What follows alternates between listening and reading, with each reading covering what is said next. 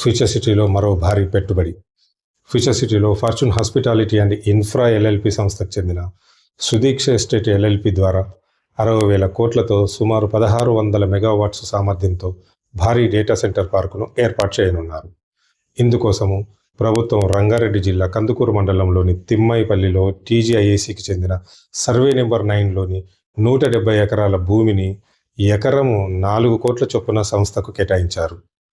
ఈ ప్రాజెక్టుతో IT, cloud computing, AI, fintech, విద్యుత్, ఫైబర్, డిజిటల్ సేవా రంగాలకు మరింత బలం చేకూరనుంది.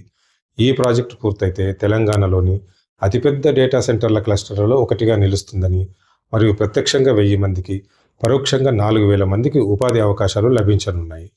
తెలంగాణ డిజిటల్ భవిష్యత్తుకు ఇది మరో గేమ్ చేంజర్. ఇలాంటి future city real estate marketing updates కోసం మా ఛానల్ను సబ్స్క్రైబ్ చేసుకోండి. Thank you.